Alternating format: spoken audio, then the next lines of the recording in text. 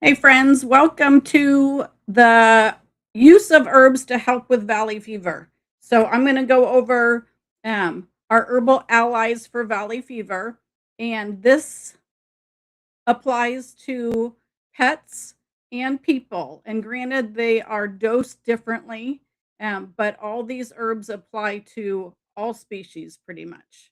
And you may have seen my article on Substack this week was on valley fever herbs.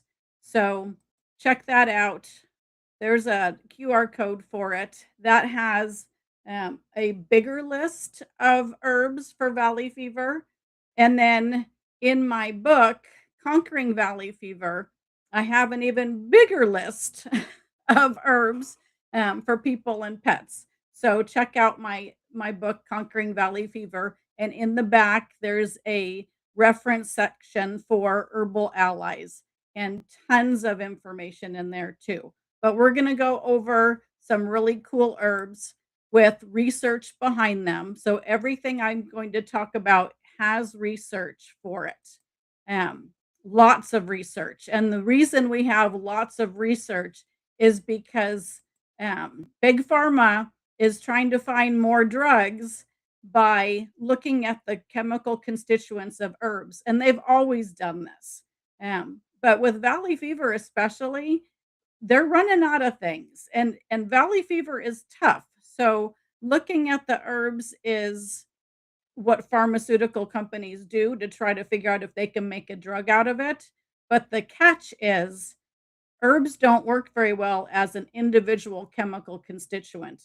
They work great as the whole herb because you've got synergy within that herb with all the different chemical constituents helping each other and toning down things and boosting things. And so you've got synergy within an herb, and that's why it works so well in our bodies and in our pets' bodies. So last week we talked about pharmaceuticals for valley fever. And if you saw that live, then you know that most of the drugs that we use for valley fever are fungistatic, which means they just kind of wound or slow down the valley fever fungus, but they don't actually kill it. And your immune system has to kick in and finish the job. And so if we're not supporting our immune system, then that's a problem. And that's actually a big cause of treatment failure with the pharmaceuticals when people don't support their immune systems, either with diet or other herbs or supplements, healthy lifestyle. There's all kinds of things that go into helping your immune system. So, a lot of the herbs that we're going to talk about today are actually fungicidal. So they have research backed mechanisms that they've figured out that actually kills the valley fever fungus, which is awesome. So the herbs can augment the drugs, and a lot of the herbs will actually help the drugs work better. And there's research behind that. So we can use herbs as an adjunct to our valley fever pharmaceuticals. We can use them when your doctor or your veterinarian discontinues the pharmaceuticals because maybe your symptoms are gone and the valley fever titer is just at 1 to 8 or less, which is typically what doctors and veterinarians will do. If if there's a low titer, they'll discontinue the pharmaceuticals. And basically the pharmaceuticals are causing a lot of side effects. So the sooner they can get you off antifungal pharmaceuticals, the better. So what do? When they take you off the pharmaceuticals? Well, this is an option. You can continue with antifungal herbs as well as antifungal supplements and immune supporting supplements and all that. But you can actually continue treating yourself or your pet with antifungal herbs, so that you're not left out in the cold with no antifungal support, because God forbid that the valley fever would come back or disseminate, um, or get worse. The best we can hope is that we can get rid of it completely, or at least get it into remission. And we want to keep it in remission. So, so herbal support is an awesome way to do this with very few side effects, and a lot of research that shows that it actually works. Um, so, um, so we're going to talk about the herbs, not a lot of the folk stuff. I'm going to go over the research stuff because Western medicine wants to hear about research, and that's great because now, I mean, we have a lot of it. Um, so just to recap on valley fevers for people that maybe um, aren't familiar with valley fever, which is very possible. Valley fever is a fungal infection. It's common in the Southwest United States. In fact, it is in the entire Western United States, and it's spreading eastward rapidly because of global warming. It's caused by a fungus called coccidioides that lives in the soil, and it um, it reproduces, it grows in the soil and releases spores into the air when the soil dries out and there's wind or there's soil disruption. So the spores get airborne, and then we inhale them, or our pets inhale them, and they settle in the lungs and then change forms. So this is a dimorphic fungus. It can actually start as a kind of like a mushroom, and then it turns into a yeast in your body. So there's a few other funguses around the world like that, but valley fever is one of the worst dimorphic funguses around. It's in uh, Arizona, California, New Mexico, Texas, Nevada, Utah, Oregon, Washington. Those are all the places it's been found to be endemic. And I think there's parts of like Montana, Wyoming, like it's headed up kind of northeast in the western side of the United States. So it's expanding. And so we all need to know about it. And the other thing that happens is when you visit the Western United States, you can be exposed to it. And then you go back home to the East Coast, for example, and you break with symptoms, and the symptoms are flu like symptoms. So they're very vague, gets misdiagnosed all the time, and it's a potentially fatal infection. So everybody needs to know about it. When it gets into your lungs, it generally will cause a pneumonia, and it's an extremely painful pneumonia. And then if it's not addressed, it can disseminate throughout your body: bones, joints, skin, eyes, liver, brain, spinal cord, anywhere. Um, the nice thing is most people have a decent immune system, and most dogs have a decent, and cats have a decent immune system. So when they get exposed to it, their immune system kicks it out and there's not a problem. But if your immune system is compromised, that's a problem. Um, Interesting thing in dogs, we actually find that we see it more in the young adult active dogs. So our sporting kind of dogs that are outside a lot, as opposed to our real young and real old. But it can happen to any of them. Okay, so um, quick update on fungistatic versus fungicidal. So you remember fungistatic means it just kind of halts or slows down the fungus. Fungicidal means it kills fungal cells. Okay. So that's important when we talk about herbs. So the first herb I want to talk about is usnea. Usnea is one of my favorite herbs. It's called old man's beard. It's freaking amazing. I love it. And I love to see it in the environment. I actually was in Australia last month for a conference, and I saw it growing in the trees while I was kayaking on some lake in Australia with a group of other tourists. And I said, "Is that usnea?" And the the guide was like, "No one ever asked us that."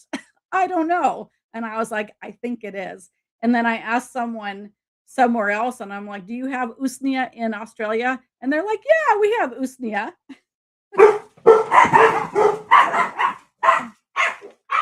So this is usnea. Usnea. And this is actually wildcrafted usnea. So you can collect it off trees. It's an ancient lichen. It's part fungus, part algae.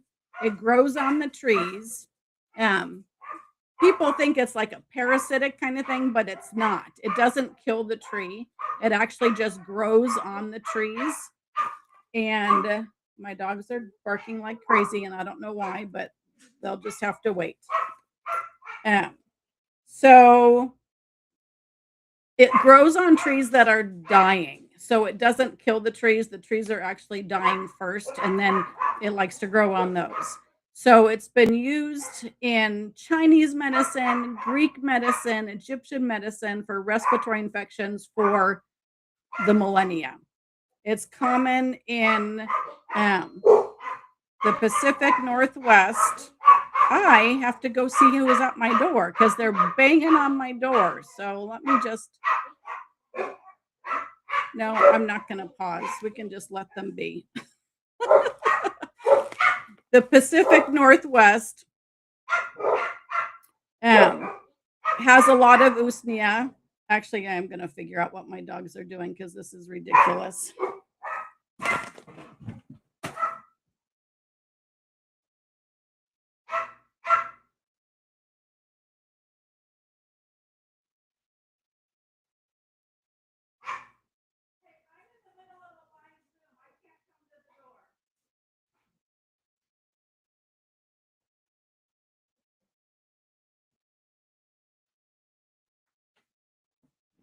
Dude, it was a salesman banging on my door and just standing there. So he's gone. Sorry. Okay. So usnea is common in the Pacific Northwest, and I actually go to Idaho to see my daughter, who's a large animal vet, who's awesome in northern Idaho, and I collect it up there too. I mean, this is from a company, but I collect the usnea up there. It's all over the place. I went to Alaska um, to acupuncture a patient, a client's dog, and they have a ton of usnea up there. It's all over the place. It's wonderful. And so usnea, this is usnea. Um, it is antifungal. It blocks fungal biofilm formation. So the biofilm is like this shield that the fungus causes or fungus makes around it. And bacteria does that too, and other organisms do that too. But a biofilm is like this shield, and the immune system can't get to the organism or the fungal organism like we're talking about now, and the immune system can't get to it either because of this biofilm. But usnea can block the biofilm from being formed on the fungus. It also damages the cell membrane of the valley fever fungus, and it poisons the mitochondria within the cell because that's the powerhouse. So it literally is fungicidal. It kills the valley fever fungus. It's amazing. Um, Usnea contains quercetin, and because of this, Usnea actually makes fungal cells more vulnerable to fluconazole, which is freaking amazing. So Usnea helps fluconazole work harder. Fluca Usnea is actually one of the herbs I have in my canine valley fever support tincture. Let me find a QR code for that. There we go. So that's a QR code for the valley fever support tincture. And there's Darla, who made some of the noise, but not all of it. Um, and the valley fever tincture has usnea in it, and I'll go over some of the other herbs that it has in there too, because it's really potent. All right, let me pull that down. So that's usnea. Um, the usnea is best as a tincture because the alcohol pulls out the chemical constituents that we need. So it's mostly used as a tincture. Plus, it doesn't taste very good, so you don't want to like make a tea out of it. That would kind of be gross. Um, The other thing okay, the next one that's gross in a tea is andrographis, which is also in my valley fever tincture. But andrographis is called the king of bitters. And do I have andrographis? Oh, I do. I do. Okay. This is andrographis. Okay. You can make a tea out of it, but it tastes horrible. So I wouldn't recommend it. All right. So that's andrographis. It's been used for centuries across Asia for respiratory infections and illnesses that cause fevers. And it's used in the Scandinavian countries even today for respiratory infections. It's antifungal, it stimulates the immune system, it's anti inflammatory. And if you want to know the ways that it inhibits the NFK beta pathway. So they figured out all these different ways that these herbs or chemical constituents of the herbs work to be fungicidal. It activates macrophages. Um, it activates natural killer cells. Like it's just amazing.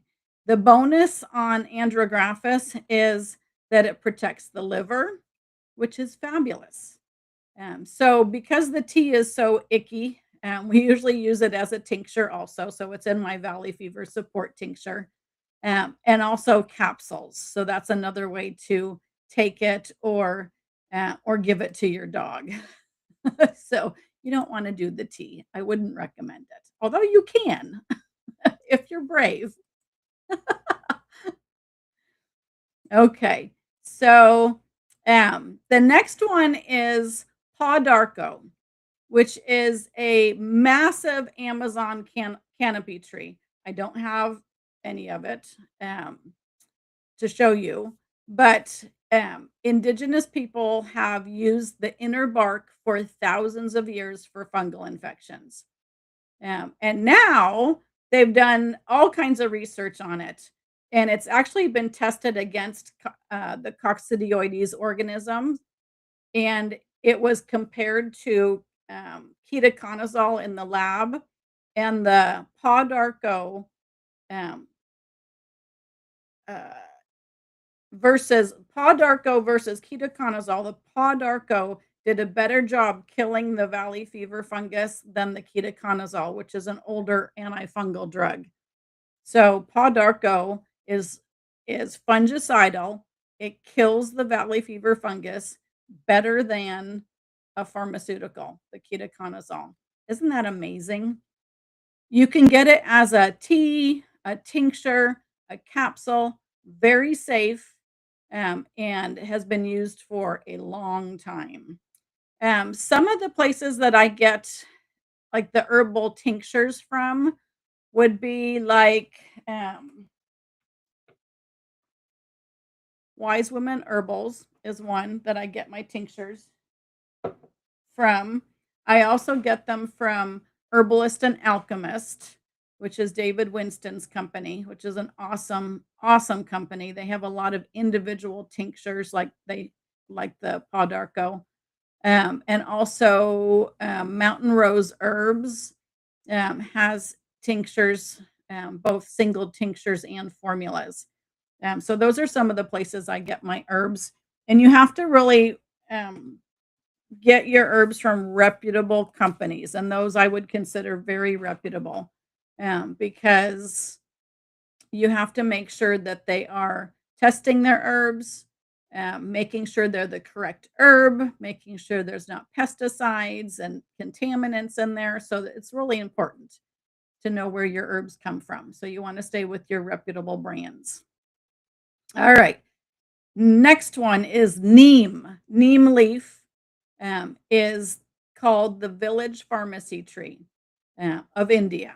It's been used for 5,000 years. Freaking amazing. And this is another one that has direct evidence against the valley fever organism, the coccidioides. So it suppresses filament growth of the fungus. It blocks the spore germination. It reduces um, tissue adhesion, so it reduces it from attaching to your the tissues inside your lungs, for example, and it also prevents that biofilm, the, um, the the armor that the fungus puts around itself to shield from antifungals and herbs and the immune system, so it prevents that biofilm formation. It also enhances ketoconazole and fluconazole. They did this in a study. So they had multi-drug resistant strains of valley fever, and they tested ketoconazole and fluconazole with neem, and it enhanced their effectiveness. So we can use herbs to supercharge our pharmaceuticals and make them work better because ketoconazole and fluconazole are not fungicidal. They're fungistatic. They don't kill the fungus or the valley fever fungus, but neem does. So we can use that to our advantage. Neem is, I would recommend capsules or tincture. They have neem leaf tea. I actually bought it. It is horrible. I bought a box of neem tea bags, and I thought, "Oh, I'll take them with me on my vacation or on my trip to Africa." So I took neem, tea bags instead of green tea. It was horrible. I couldn't even drink it. So honestly, I wouldn't recommend the tea. It's horrendous. It's extremely bitter, but you could use the tea topically, for example. And then there's also a neem oil. So neem seeds are made into an oil that's for topical use only. And I actually use that for skin lesions from valley fever because I get these scaly, scabby skin lesions from valley fever, and I make, a wonderful balm with neem oil and, beeswax. But you can buy it. You can buy it um, as a salve. So neem is neem oil or neem salve made with neem seed is great for topical things with valley fever. And then the neem leaf is what we use um, orally, or we ingest that um, for the antifungal or the fungicidal effects. But I wouldn't recommend the tea. It's really gross. If you want to do a tea that tastes good, that's antifungal, I would recommend Tulsi or holy basil. Very nice. That's a nice tea, and that one is also fungicidal. So Tulsi or holy basil is fungicidal, kills the funguses, and it also acts synergistically with fluconazole, like the neem did. So it supercharges the fluconazole. So drinking Tulsi or holy basil tea is medicinal because when we take the leaves of plants and we steep them in water, the ones that will pull the chemical constituents out of the plant with water will then be medicinal. It'll have the chemical constituents of that herb in the tea. So that is a way that we use medicine and has been for millennia. So holy basil or Tulsi tea is antifungal. So feel free to drink that, and you can't really overdo it. That it's very very safe. Um, the other good thing about it is it's adaptogenic, which means it helps the body adapt to stress, and it's immune supporting. So definitely things we need when we have valley fever. So other really common things that you can use for valley fever herbally are common kitchen spices. And there are a lot of antifungal kitchen spices. The key is though, you can't just like sprinkle some on the dog food or sprinkle some in your food and call it medicinal. Most of the time it's got to be either a tincture um, or an extract granule or even a tea or a decoction. And a decoction is a tea that's just simmered longer. So the first kitchen spice is cinnamon. Did you know this? So cinnamon is antifungal. It It is one of the most potent plant compounds that are antifungal. It disrupts the fungal membrane, it inhibits biofilm formation, and it blocks the valley fever fungus from um, transitioning from the spore that you inhale to the yeast that attacks your body. So it's absolutely amazing. It enhances circulation, which means when our circulation is better, medicines can get to infected tissues better, and so can the herb. So it's just, and you want to use cassia.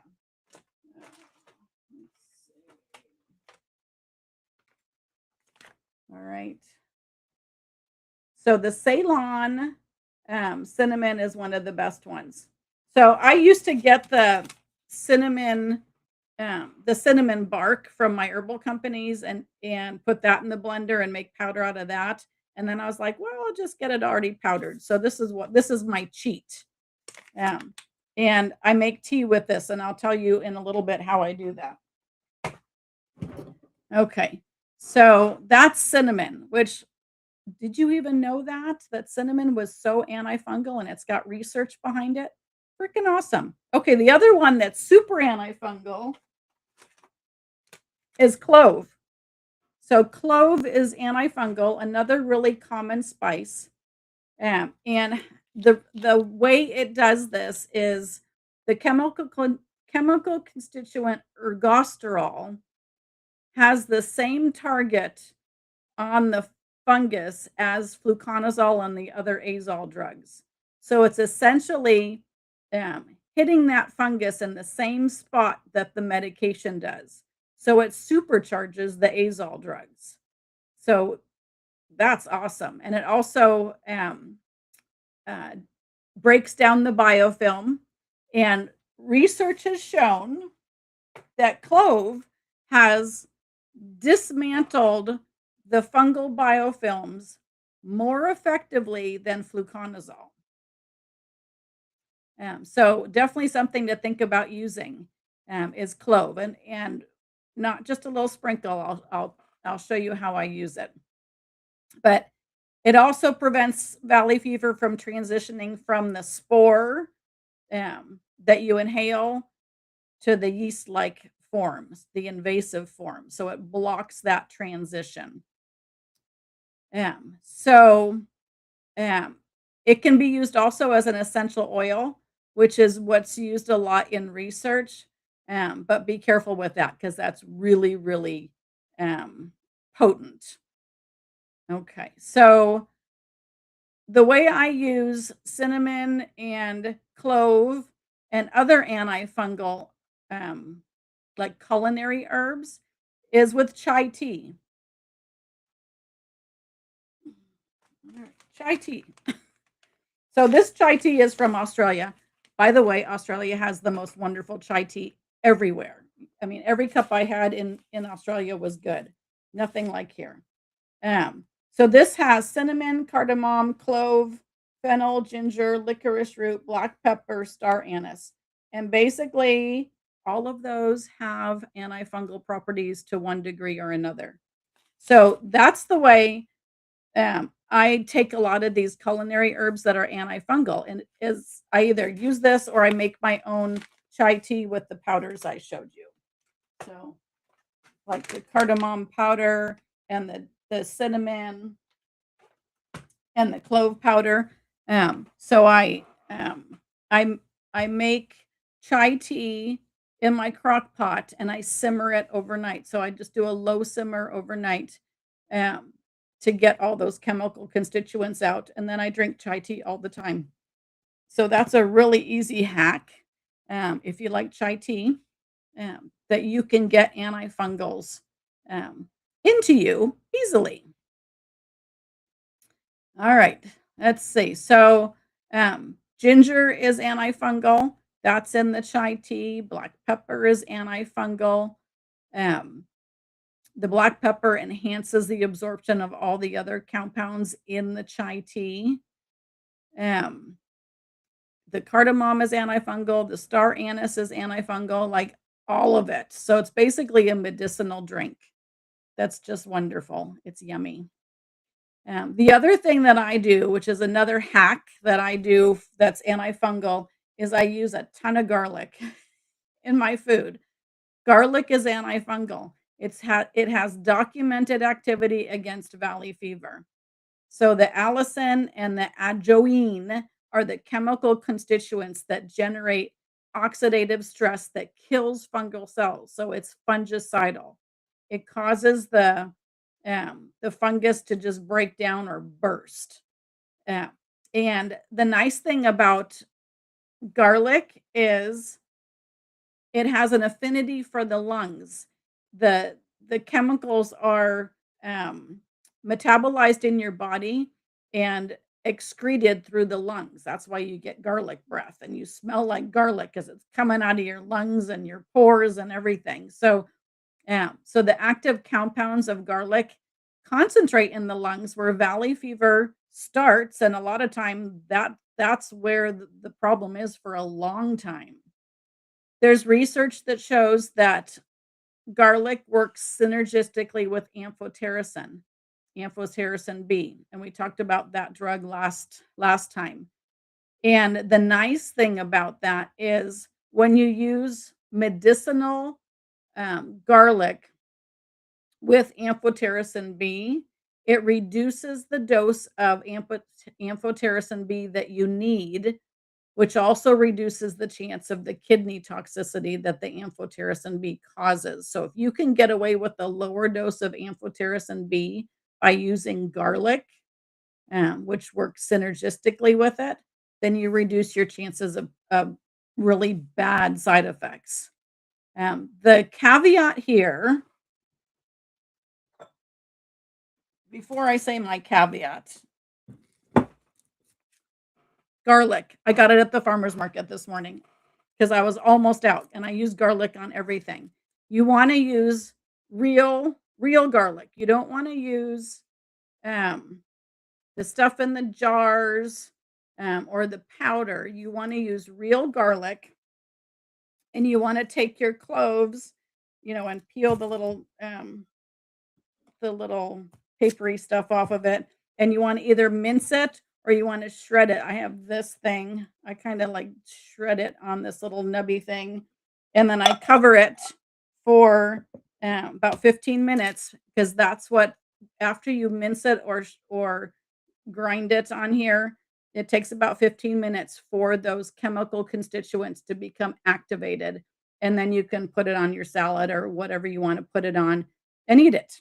And I put it on this because I didn't want my dogs to see it and eat it by accident because, as you all may know, garlic can be toxic to dogs. But let me tell you the truth about this.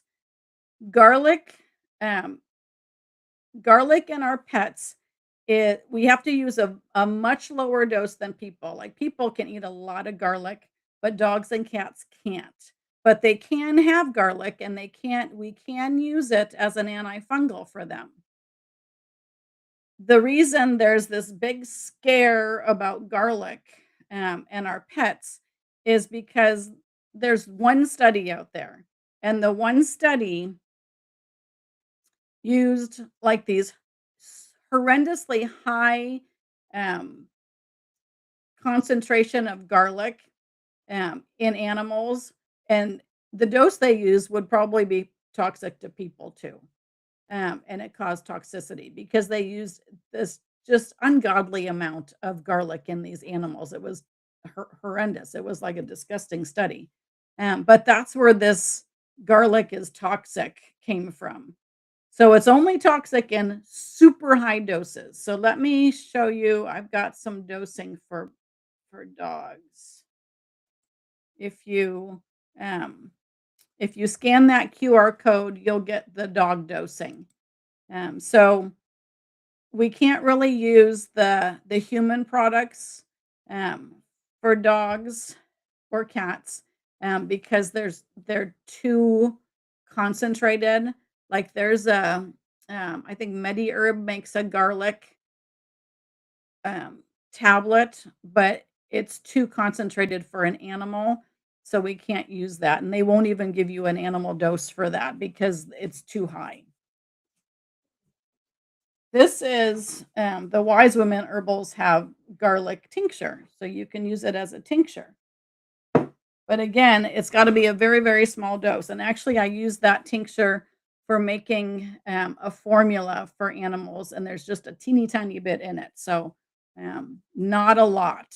So, scan that QR code for the dosing for dogs, so that you do it properly. And if you have questions, you definitely wanna talk to an herbalist.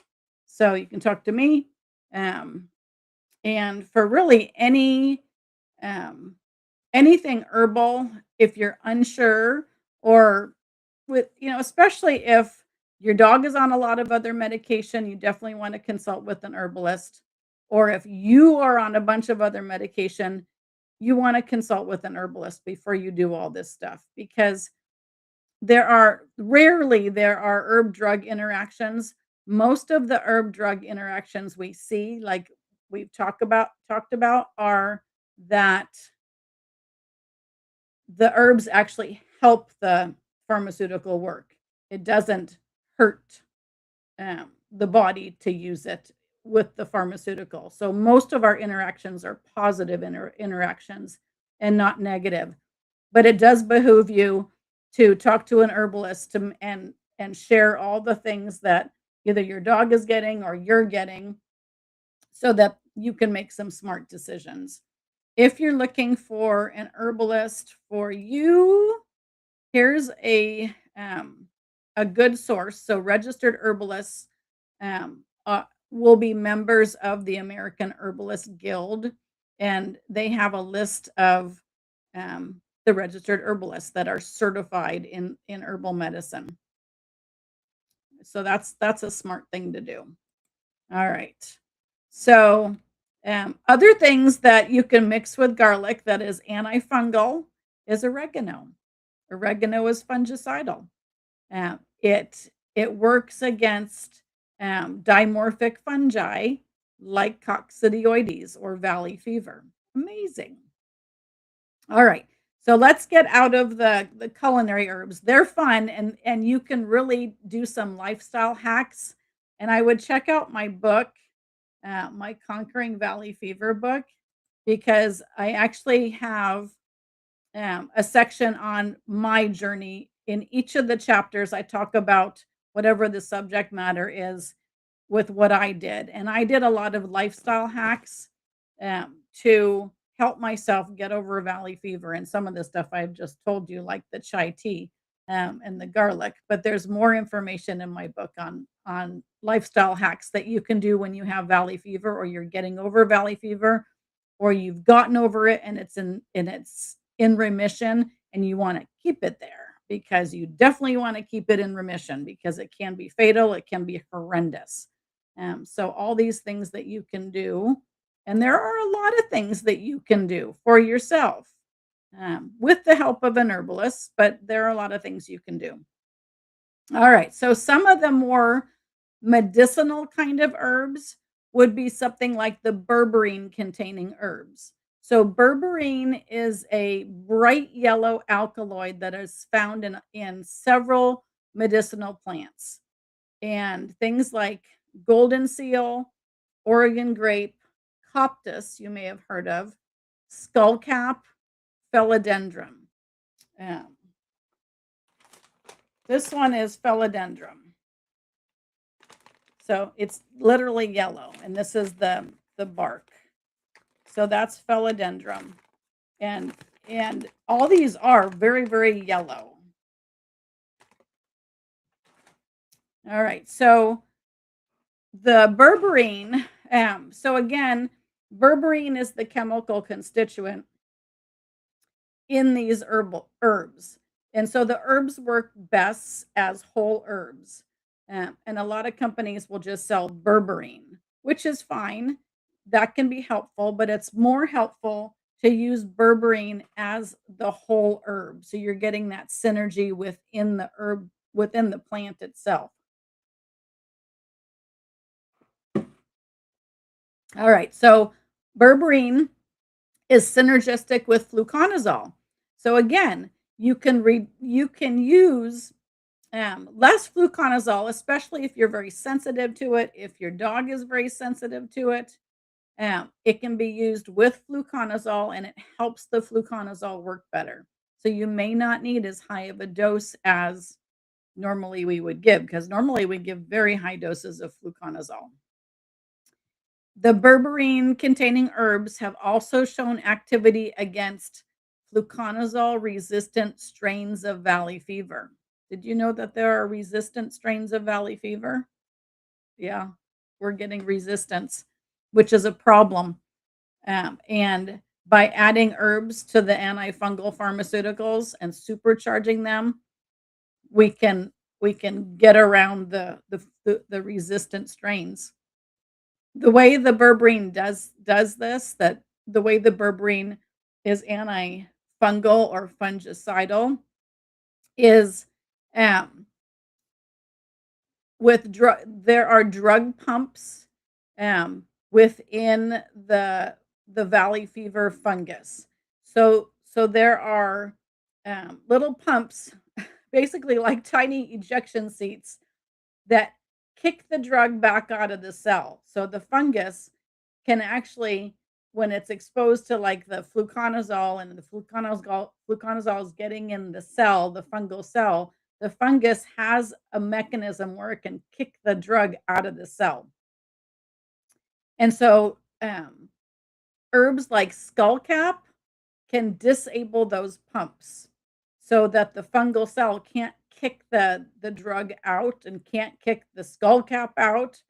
And so lethal amounts of the antifungal like fluconazole accumulate within the fungal cell and kill it. Amazing stuff. There is not a pharmaceutical that can do that, to my knowledge. All right.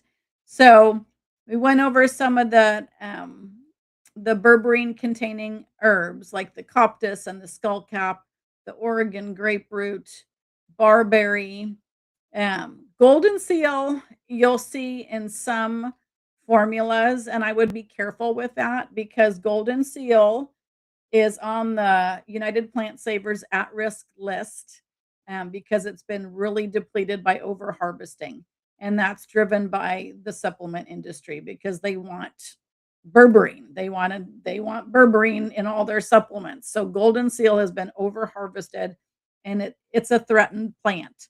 So there are plenty of other berberine containing plants that we can use, and I would encourage you to use the other ones. And if golden seal is in a formula, I would make sure it's not wild harvested, which means they're going out and pulling it out of the wild. So we want it grown in somebody's garden. Okay. So berberine is really an exciting group of herbs, or berberine containing herbs. Let me show you. I have a list of some of my supplements. So people say, "Well, what did you take?" And I'm like, "Well, this is what helped me. Um, this is what helped me." And um, berberine was in some of the products I used. And I also used other stuff, but this is a list of what I used and what helped me. Everyone is different. These may not help you. They may help you, they may not. You may need different things depending on what you're on, as far as pharmaceuticals, but this is what I used. Okay. All right. So another herb that's actually in my valley fever tincture is isatis. And isatis, um, this is isatis, and there's two parts of the plant that we use. So this is actually the root, the bonlongen, and then we also use the leaf, um, the da ching yi. So that's the leaf. So This one is in my valley fever support tincture for dogs. I say this is amazing. It is a really strong herb, and it's anti-inflammatory, it's antifungal. The way it works is really interesting. So it blocks the COX-2 enzyme to suppress the fungal growth. And if you may not know, but the, the blocking the COX enzyme is how um, a lot of the NSAIDs work, the non-steroidal anti-inflammatories like carprofen and Celebrex for people. And so Isadis works with a similar mechanism, or actually the same mechanism as carprofen and Celebrex as far as its anti-inflammatory properties, which is super. The other really cool thing about Isadis is it was used in China during SARS, so the severe acute respiratory syndrome in 2002 and 2003, and it was also used during COVID-19. It has over 1,000 years of use with severe infectious diseases. So it's super strong, and it's a perfect fit for um, these really aggressive infections like COVID-19, but also like valley fever. And it helps with the immune system, helps with the inflammation that's caused by the fungus, and it helps kill the fungus. Um, so it's fabulous. Okay, so those are just a smattering of single herbs, and like I said, I have more herbs in my valley fever book, Conquering Valley Fever. This book, and my latest article on Substack also has a bunch of herbs, and then just more descriptions on the research kind of stuff. So I go more into the research on Substack if you're interested in the if you're a research nerd, because there's tons of research on this stuff. Um, but the fact is, with herbalists, we don't use a lot of single herbs. We don't use things individually. So, like chai tea is a bunch of herbs together that are working together, and they're not just random, they're helping each other.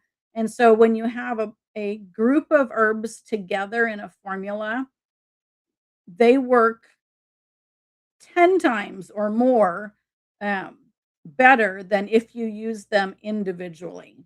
So, there's synergy within the formula.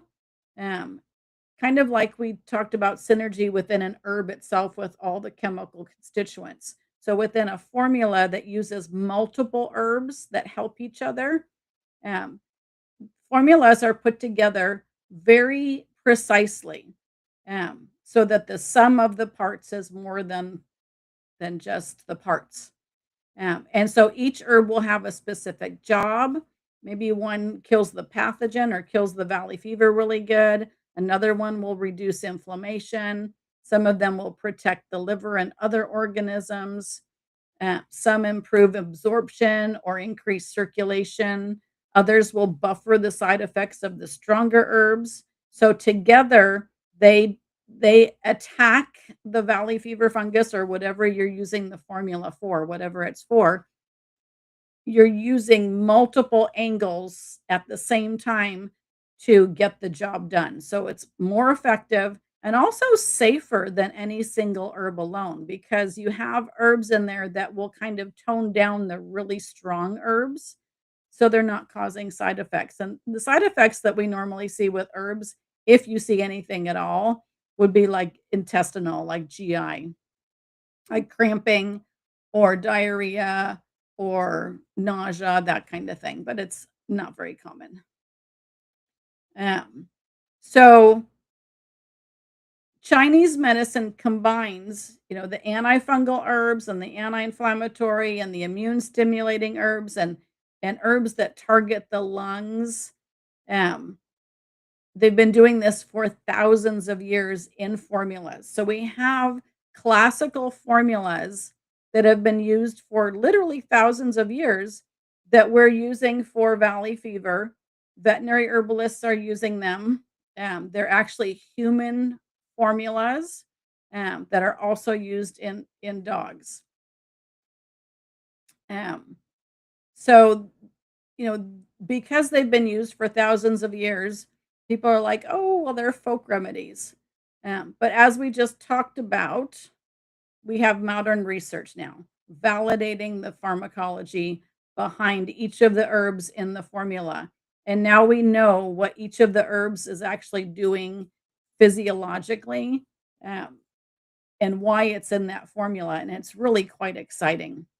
So, one of the herbs that's been used since, oh my gosh, since the 1600s is Ziwan Tong or aster decoction. And this has been used in people for chronic lung disease, um, that is just really drying. So lots of heat or fever, just drying the body out. And so we've got a lot of damage to the lungs, a lot of inflammation, chronic inflammation in the lungs, and it just depletes the body's fluids and the capacity to restore itself. So commonly, it's prescribed for chronic bronchitis, chronic pneumonia, tuberculosis, lung abscesses, which all are very much like valley fever. Um, and it's also used for COPD in the modern Chinese hospitals. So that's that's one of the major forms of medicine is herbs, so it's not fringe, it's their form of medicine. It's also used for pulmonary fibrosis. You have a lot of scarring in the lungs. Um, that happened to a lot of people with COVID infections, a lot of scarring in the lungs. And that happens with valley fever too. You get a lot of scar tissue in the lungs. So, this particular formula, the Z1 Tong, can help with the scarring in the lungs. Other things like NAC is a supplement that helps with the lung fibrosis. That's really a cool one too. Um, but in Chinese hospitals, they'll use it for the chronic pneumonias and lung damage after infections. So reduces inflammation, clears the infection, whether it's fungal or viral or bacteria. It helps clear the infection, reduces the inflammation, restores the damaged tissue, supports the immune system through natural killer cell activity and Th1 cytokine production, and macrophage phagocytosis. Like there's all these things that they figured out with formulas and herbs that they do physiologically for us. So it also protects the liver and relieves the respiratory symptoms like coughing and mucus um, and the bronchospasm that you get with respiratory problems. And the nice thing is, it also boosts your energy. So it helps you with that depleted feeling, just being lethargic and exhausted, which that's what valley fever does. It freaking exhausts you. It is just a debilitating illness. And so herbal formulas build in herbs that boost up your strength. We need that, right? All right. One of the ways that uh, Z1 does that, um, the Z1 Tong, is it has ginseng in there, or renshen. So Asian ginseng is amazing for recovery. All right. The other formula that's commonly used in both human medicine and veterinary medicine is Wang Lian Jidu Tong, which is called Coptis decoction to relieve toxicity. And we talked about Coptis in the berberine containing herbs. So this is a berberine containing formula, and it's been in use for over 1,200 years. So lots of use clinically. It's used in modern Chinese hospitals. It's used across East Asia for severe pneumonia, sepsis, which is an overwhelming infection, meningitis and encephalitis, which is inflammation in the brain and the spinal cord. And it's used for other things like cancer and IBD and skin infections and UTIs, but it's a nice one for the really severe valley fever symptoms, like your severe pneumonias and meningitis and encephalitis, which is what valley fever can cause when it disseminates. So this is a real strong one, and it's actually covered by Japan's natural health insurance system, which is their mainstream medicine. So this is not alternative or fringe stuff. These are formulas that are used in other countries as their main medicine. That's really cool. Okay. So, this formula, like I said, contains the berberine, the chemical constituent berberine within the ingredients. So, coptis is a berberine containing herb. So, it helps with lung disease and it helps with that fibrosis or the scarring in the lungs. It also helps, with bone lesions. So valley fever likes to go to the bones and joints, and this particular formula helps with osteoblast, promotion. So it promotes the growth of new, bone cells. So when you have a valley fever lesion in the bone, it's eating away the bone, and this particular formula helps the bone recover, which is amazing. So Wang Lian Jidu Tong, which is Coptis decoction to relieve toxicity. Amazing stuff that herbal formulas can do. This formula will will cross the blood brain barrier, which is how it helps with meningitis and encephalitis. With brain inflammation and brain infection or infection within the spinal cord. Um, It also protects the liver, so hepatoprotective, so that's a bonus. This one has shown, that it inhibits biofilm formation, MRSA biofilm formation, so the methicillin-resistant, Staph aureus, so your really bad bacterial infections, MRSA, you're probably familiar with that people lose limbs from that. This formula is used, with that, and um, it's inhibited the biofilm formation of MRSA, so that the antibiotics can help better, and then the herbs are antimicrobial or antibacterial, which can also help. And when you use this formula with the antibiotics for MRSA, there was over, let's see, the whole formula outperformed any individual herb alone. So when we put this formula together and use it against MRSA, it worked better than any individual herb because you've got synergy within that formula. Freaking awesome. All right. So, let's see. So my valley fever, canine valley fever support tincture combines some of these Chinese herbs, but I also have some Western herbs in there. Let me find my tincture. There's my tincture. So I've got the Isatis leaf and root. I've got the Usnea in there, and I've got the Andrographis in there. But there's also Echinacea. There's Ligusticum. Ligusticum improves circulation and helps with pain. The Echinacea is great for immune stimulation. Um, so it activates macrophages and natural killer cells, which are needed to clear valley fever. So it's awesome. And it can be used. We usually think about echinacea as an acute infection kind of an herb, but it can be used with long-term chronic infections, which essentially is what valley fever is. It takes a long time to get over valley fever. The other herb in there is platycodone root, which helps with the lung or the respiratory symptoms, helps clear the mucus, relieve the cough, um, which normally we need with valley fever, right? Because it's a lung infection primarily, and then if it disseminates, it can go anywhere. So there's actually a people herb, a people tincture that will help.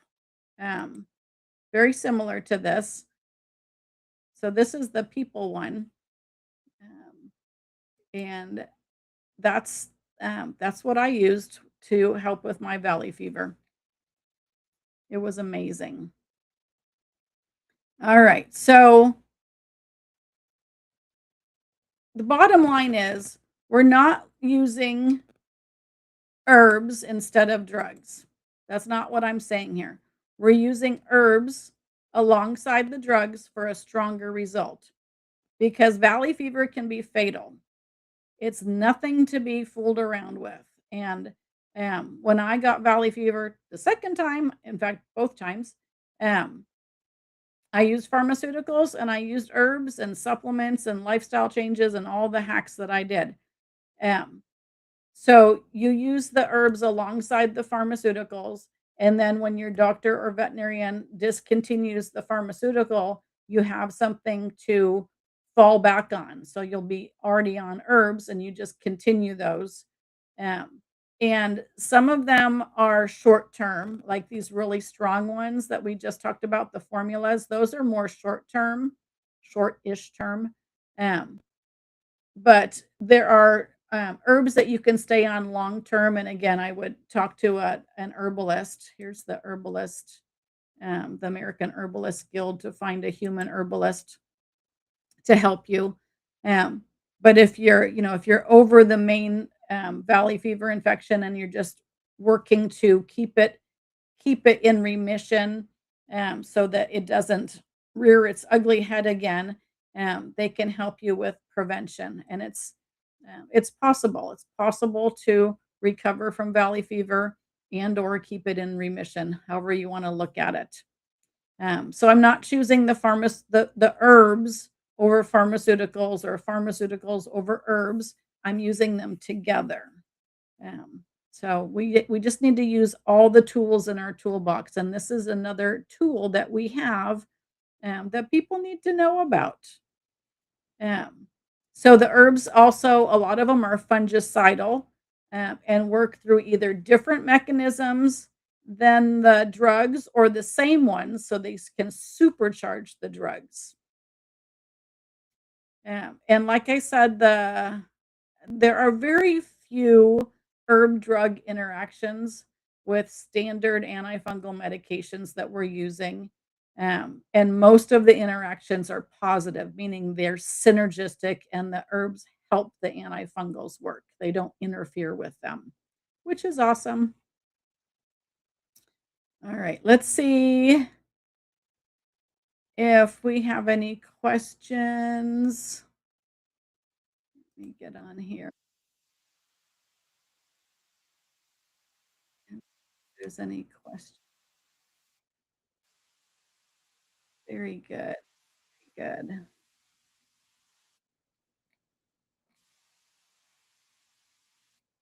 All right. So let's see, some questions. Um, can I start giving my dog these herbs at home on my own, or do I need to work with someone? Um, so I recommend working with someone, and I do um, I do consults. Ooh, where did that go? There it is. I do consults for dogs with valley fever. Let me put up, a link to my schedule, and then I also have um, an online program that goes over all the herbs, and how to use them. So, the Rescue Your Dog from Valley Fever online program, so that's really helpful. So I would recommend consulting with someone on the herbs, although there are very safe herbs to use, and most of these, except for garlic, be careful with garlic, and I gave you a link to the dose. Let me do that again. Garlic dose for dogs. So check that out if you're gonna use it in dogs. Um, but, uh, they're generally very safe, um, but especially if your dog is on a lot of other medications, I would check. So when in doubt, check with someone that knows, okay? Let's see, there's another question. My dog is already on fluconazole. Is it safe to add herbs at the same time?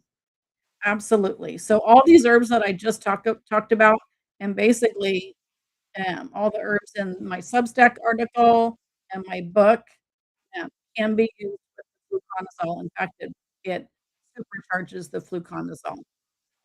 So they can be used together. The valley fever support tincture can be used with fluconazole. They're very safe. And, interactions, between the herbs and the fluconazole or other antifungal drugs are extremely rare, but it is also good to keep your holistic vet in the loop. So to have a holistic vet, on hand, and again, I'm one of those, um, that will help you with the protocol for your dog. Alright. Oh, how much garlic is safe for my dog? I've always been told it's toxic. Alright, so we went over that. Um, there's the garlic dosing, so refer to that chart. It's basically very small, so you're only gonna do, a part of a clove a day, or at the most, a clove for a clove or 2 for a giant. So I give you dosages, and that's a daily dose that you can put in the food. The nice thing about garlic, it's also a taste enhancer. So if your dog isn't eating very well, it helps with appetite. Um, it improves appetite, so that's a bonus there. Alright, let's see. How long does it usually take to see results when using herbs alongside fluconazole? Alright, so herbs fluconazole is your instant, okay? Fluconazole starts working immediately. Pharmaceuticals are quick, and that's one reason why I'm using both pharmaceuticals and I'm using herbs, because the pharmaceuticals are quick, they slow down the fungus quickly. Herbs are your long game, okay? Herbs are part of improving the action of the pharmaceutical, adding more antifungal support, supporting the immune system, anti-inflammatory actions, um, uh, did I say immune stimulating? Immune stimulating. So when we add the herbs in, that's over long term. So herbs are not quick because herbs are not a drug. Herbs are rebalancing the body. So they don't work immediately. Although you can see some improvement in a few days. That's possible. Like when I use herbs with my dogs, I actually see a difference in a few with the herbs. But generally, we're gonna see obvious improvement in 3 to 4 weeks. We're gonna see better improvement in 3 to 4 months, and a lot of these herbs and herbal formulas have to be used for months to years. So it's the long game. So we can't expect to, add a tincture or add some Tulsi tea, to the food or something and expect an immediate result, and we can't expect that in ourselves either. It's something that is a lifestyle change. So for me, I drink chai tea every morning, with my homemade coconut milk, so I make myself lattes, and part of my lifestyle to help keep that valley fever fungus that's in me somewhere at bay, and not spread or get worse. Um, it's a tough thing. So same thing with our dogs. We have to support their body, and herbs do that slowly but consistently and actually change the body. And so the herbs will change, like, if you work with an herbalist, chances are your dog or your pet won't, and you, if you work with an herbalist, you will not be on the same herbs forever. It's not like a drug that manages something forever. They change over time as your body changes. So your herbal formulas and your herbs are actually changing things in your body. And so with valley fever, the primary thing we're talking about today is antifungal, but there are other things that change in your body, especially when you're using the formulas. Um, so in my book, I go over a lot of the lifestyle stuff and how herbs work. So I would definitely check out that, or even my online program that goes into a lot of detail on how the herbs work and lifestyle changes that you can make. All right, let's see. Can I just drink chai tea or add cinnamon and cloves to my dog's food and get the same benefit as a formulated product? Well, not really. So, we've got supportive daily habits, like the chai tea that I drink is something supportive for my body. But for therapeutic dosing, you pretty much need, like, a tincture or the extract, granules in a capsule. So you need something that has been, processed to bring out the chemical constituents. So there's a difference in how strong it is. I mean, you can have the same herb that's used as far as a culinary herb, for example, garlic, when you put it in your food versus a garlic tincture, which is gonna be super strong and more therapeutic. But certainly your supportive daily habits always help. They're not gonna hurt, but therapeutic dosing is a little bit different. Um, and, like the valley fever support tincture that I make is, all the herbs are processed, to bring out the chemical constituents, and the compounds in those herbs are delivered at, um precise amounts that move the needle as far as getting your dog better, and with the human formula, same thing. You've got really concentrated herbs and the chemical constituents working synergistically in that formula that move the needle faster and stronger than your culinary herbs in food, um although teas are medicinal, but they're not as potent as a tincture, for example. Alright, so you can't just sprinkle a little cinnamon on the food. That doesn't they have to be processed. Okay, and even a tea is processed, so that works better than sprinkling it on the food. Alright. So, alright, I think I've gone over everything. Holy cow. So that is only some of the antifungal herbs. That's just some of them. So check out, my latest article on Substack. I've got a bunch more herbs in there and, research, and I've got the references for the research if you're a research nerd, which is great because there's tons out there. If you go on PubMed and, search herbs, there's tens of thousands of research studies. There's tons of stuff out there on herbs now. And there has been for a long time, okay? So, let's see. So Substack and then my book. My book has an herbal resource. So in the back of my book, there's a reference. It's got, like, echinacea, it's got antifungal herbs, it's got some of the immune supporting herbs, herbs with lung trophism, which is herbs that, help the lungs. So in the back, there's an herbal allies section with tons of herbs, and also how they're given and what they're best for, and a little bit of the research they're on.